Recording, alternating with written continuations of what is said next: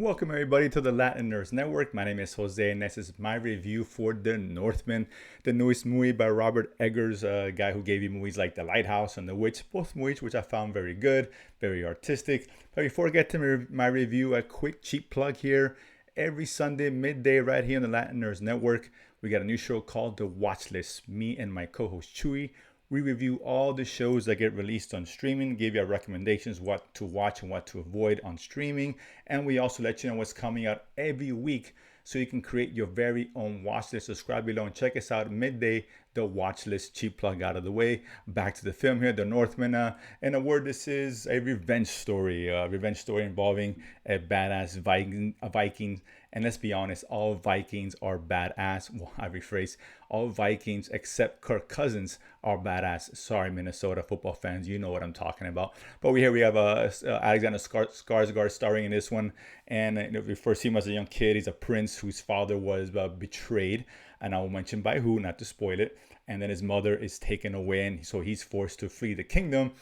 And about his revenge, of course, when he got older. Eventually, we see him, as full grown. He's, I guess, apparently raised by a group of barbarians, and he himself becomes a barbarian. And then opportunity arises where he can finally get his revenge. And he masquerades as a slave to infiltrate the whereabouts of his father's killer. And of course, it goes from there. This has a really good cast. We got Alexander Skarsgård, of course, Nicole Kidman. We got Anya Taylor-Joy, who plays the love interest here. We got a small roles by Willem Dafoe and Ethan Hawke. And this is a movie, as expected, it was a very artistic kind of film here. And I'm saying that in a good way, movie which I really enjoyed. And what I like about it is it's equal parts artistic and equal parts brutal, right? This is a revenge film. This is what you want to see here. So with the brutality that a revenge film needs to have. If someone's going to get the comeuppance, you want to really to give them the comeuppance, right? And this is what we have here. It's a very simple story here. And this is one that's a really, very well-made film. I really enjoyed this film. Visually, it's very visceral, great imagery in here. Again, the fighting, the brutality that of course ensues, like really keeps you engaged, is really well done. Again, this is not for the faint of heart, if you will. It doesn't go all the way brutal as we see in other films, kind of like Braveheart, for example. But it has its fair share of graphic moments, and I love that. I eat that up like all day, every day. From that standpoint, yeah, this is a movie which it's engrossed in the mythology of Nordic mythology and Vikings, etc. And it does lean on that as far as a lot of the mythologies that you hear of, Valhalla and etc. And of course, there's a lot of witches and sorcery and things of that nature, right? That it toys with, but essentially at its very heart, it's a very simple revenge story, and that's a good thing here. One that I think a lot of people should enjoy right now. It's just not a great film because for me there was one lacking issue that this movie had, and that is that I just didn't find myself emotionally connected to the main character. I can compare it to like Gladiator, right? Again, another revenge story. Gladiator, way better film, of course.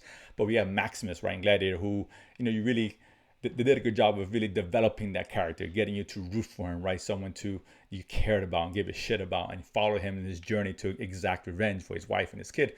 And here we don't really get that. The time isn't really spent enough on the character, really getting us to relate to him, right? You see him as a young boy, and all of a sudden he's just a barbarian, a war-driven barbarian, revenge-filled and filled with hatred and etc. Understandably so, but you don't get that connection there. So you just kind of go into the motions. You want to see what happens because again, you want to see that comeuppance, and as brutal as it possibly can get, and it does do that.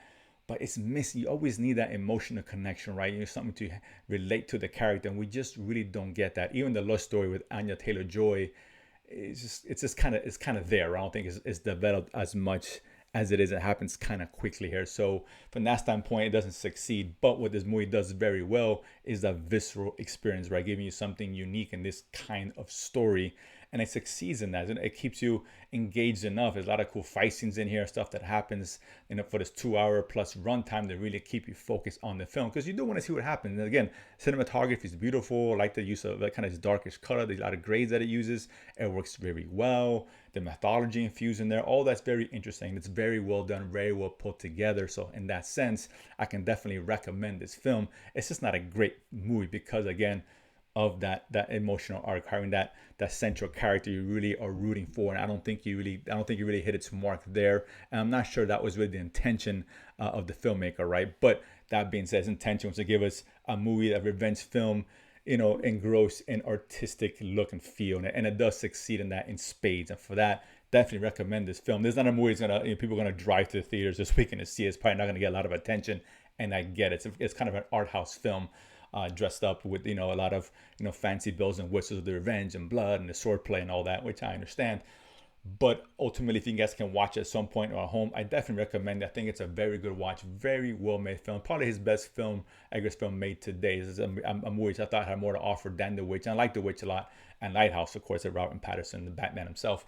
So I definitely recommend it. If you guys check it out, comment below, let me know what you guys thought. And of course, if you haven't done so already, subscribe below and feed money to go to the movies and talk about it afterwards. See you guys next time.